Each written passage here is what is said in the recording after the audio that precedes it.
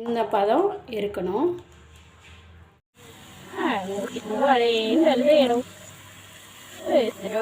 உப்பி வருதுங்களா? இந்த மாதிரி உப்பி வரும்.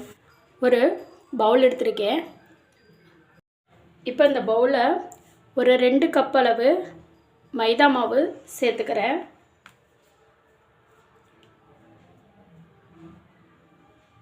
ரெண்டு கப் அளவு சேர்த்துக்கோங்க.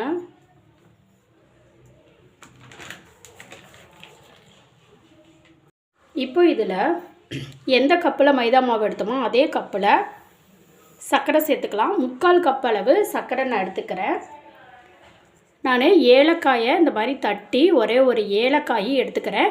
நீங்கள் இதை நல்லா பவுடராக கூட ஒரு 1/4 ஸ்பூன் அளவு சேர்த்துக்கலாம். இதில் கண்டிப்பாக நீங்கள் உப்பு சேர்த்தணும். நான் ஒரு 1/4 ஸ்பூன் அளவுக்கு உப்பு சேர்த்துக்கிறேன்.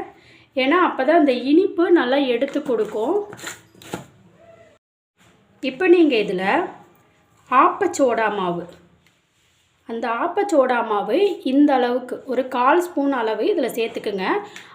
இப்போ இதில் எந்த கப்பில் மாவு அளந்து எடுத்தனோ அதே கப்பில் 1/4 கப் அளவு ரவை சேர்த்துக்கிறேன். இப்போ இதை எல்லாத்தையும் நல்லா கலந்து விட்டுட்டு இதை நான் உங்களுக்கு எந்த பதத்தில் கரைக்கணுங்கிறதையும் நான் சொல்கிறேன். தண்ணி கொஞ்சம் கொஞ்சமாக சேர்த்துக்குங்க.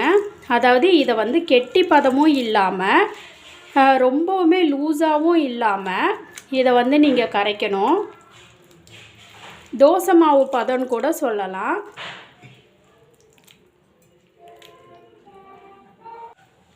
இப்போ இதில் பாருங்கள், இந்த பதத்துக்கு நீங்கள் கரைச்சிருக்கணும். இல்லை, இப்போ பாருங்கள், நான் திரும்ப ஒரு செட்டு விடுறேன்.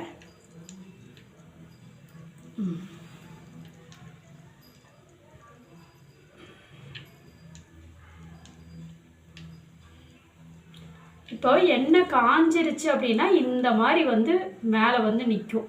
சரிங்களா? இப்போ எண்ணெய் காஞ்சிருச்சு அப்படின்னு சொல்லி அர்த்தம். இப்போ இதில் எண்ணெய் நல்லா காஞ்சிருச்சு. காஞ்ச பிறகு இந்த மாதிரி ஒரு கரண்டியில் மாவு எடுத்து ஒரே இதில் நேராக ஊற்றிக்கோங்க. அங்கிட்டு இங்கிட்டு இது பண்ணாமல். இப்போது இந்த மாதிரி எண்ணெய் நல்லா காஞ்சிருச்சுன்னா இங்கே பாருங்கள், இந்த மாதிரி நல்லா பபுள்ஸ் வரும். பார்த்திங்களா? புஷ்ஷுன்னு உப்பி வருதுங்களா? இந்த மாதிரி உப்பி வரும். அந்த பபுள்ஸ் எல்லாம் அடங்கினதுக்கப்புறம் திருப்பி விட்டுருங்க.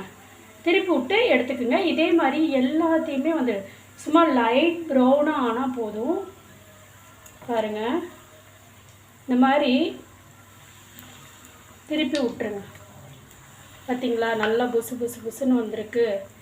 திருப்பி விட்டு வேக வச்சு எடுத்துக்கோங்க. ப்ரௌன், லைட் ப்ரௌன் வரணும். பாருங்க, நான் எல்லாமே சுட்டு எடுத்துட்டேன். நீங்கள் என்ன சைஸில் வேணாலும் எடுத்துக்கலாம். குட்டீஸுங்களுக்கெல்லாம் கொடுத்தீங்கன்னா இந்த மாதிரி குட்டி குட்டியாக போட்டு கொடுங்க. ரொம்ப விரும்பி சாப்பிடுவாங்க குழந்தைங்க. இது ரொம்ப குயிக்காக செய்யக்கூடியது, அதே மாதிரி டேஸ்ட்டாக இருக்கும். இது உடனே நீங்கள் சாப்பிட்டீங்கன்னா ஒரு மாதிரி ஹார்டாக இருக்கிற மாதிரி இருக்கும். கொஞ்ச நேரம் நல்லா ஆற விட்டு அதுக்கப்புறம் சாப்பிடுங்க. ரொம்ப சாஃப்டாக டேஸ்ட்டாக இருக்கும்.